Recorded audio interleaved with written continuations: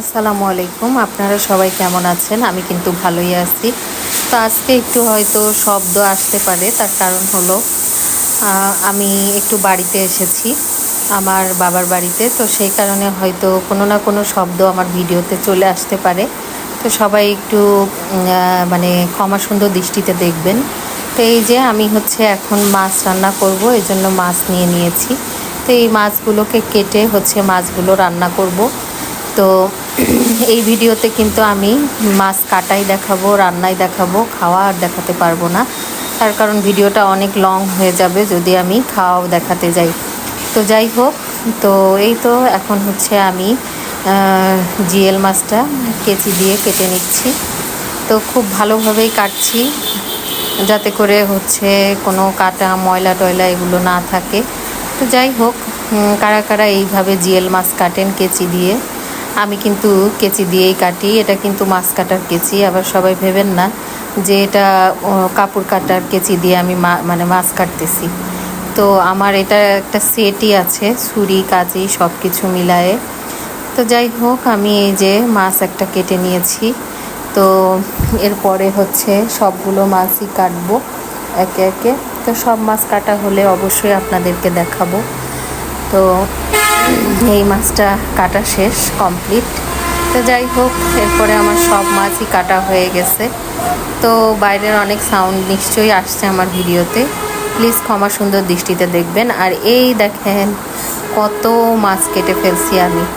হ্যাঁ, তো আমি জয়যুক্ত হয়ে গেছি, মাছ কেটে ফেলছি। এই দেখেন আমি কত খুশি। তো এখন হচ্ছে মাছ ছুরি দিয়ে কেটে কেটে এখন হলো এগুলো সব আমি ধুয়ে নিব।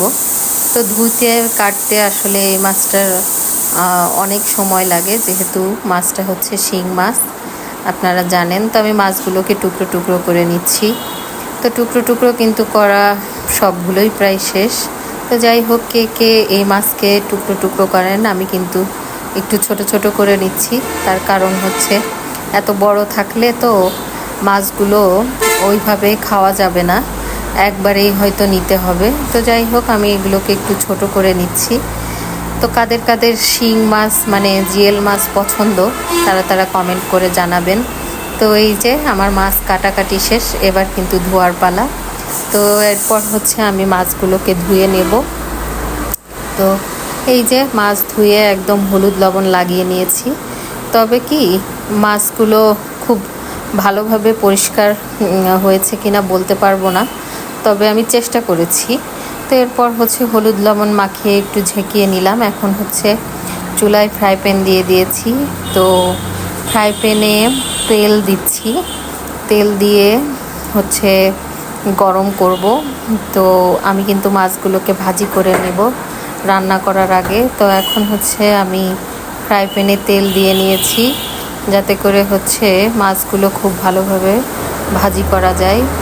তো যাই হোক, কে কে হচ্ছে মাছ ভাজি করে রান্না করেন? আমি কিন্তু মাছ ভাজি করেই রান্না করি, কারণ হচ্ছে মাছ ভাজি করে রান্না করে খেলে খুব ভালো লাগে।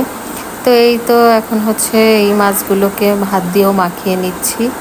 তো যাই হোক, মাছ মাখানো শেষ হয়ে গেলে এখন মাছগুলোকে ভাজি করে নেব।